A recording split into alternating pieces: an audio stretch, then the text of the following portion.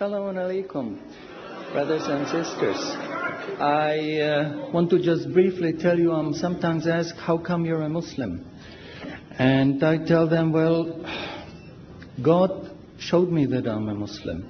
For the first 35 years of my life, I was a disbeliever. I knew there is no God, I didn't see any need for God, and I didn't believe in God. But ever since I was small, I was interested in science. And as my knowledge of science grew, 25 years ago, in basically a flash, I came to the conclusion that the universe is so perfectly made and everything so perfectly matches together that there must be God. So in 1 second, I went from certainty there is no God to certainty there must be God and only one God.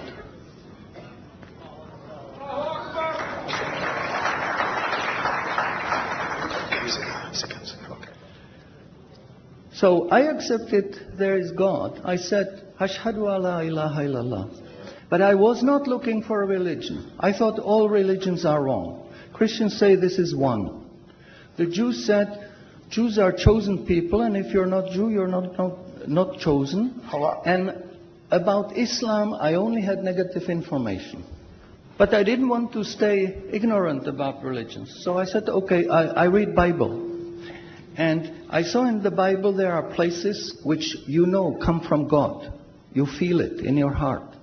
But you see there are places which come from man. Because this page says something that is opposite to the thing that was said a few pages ago. So I knew that Bible was written by man many years after the prophets. And I bought a Quran, English translation of the Quran. And when I started reading it with the same idea that just like Bible, it was written by man. Only in this case we know the name of the man, Muhammad. And then when I was maybe about 1/3 in Quran, I remember telling my wife, you know, this Muhammad, he must have been a very smart, very intelligent man, because this book is very clear, very logical, very easy to follow, and there are no contradictions. But then as I read later, I suddenly saw a scientific fact which I knew was only discovered in the 20th century. So immediately I saw that Muhammad is not the author of the Quran. That Muhammad is a messenger sent by God to give the Quran to mankind. I saw, mashallah, Muhammad Rasulullah. So I said, mashallah, I'm a Muslim. And people ask me, well, how did you react? You said you heard bad things about Muslims, you didn't know anything about Islam. How did you react? Did you want to be Muslim? And I said, I had no choice. Because when I was born, I was a baby. I didn't know I'm different from my mother. Then a little bit later, I knew my mother is somebody else, and when she's gone, I cried because I was afraid she's gone. But I still didn't know what I am. And then one day, I suddenly discovered, mashallah, I'm a boy. And nobody asked me, what did you do? Did you want to be a boy? No, because we know we don't have a choice. God makes us this.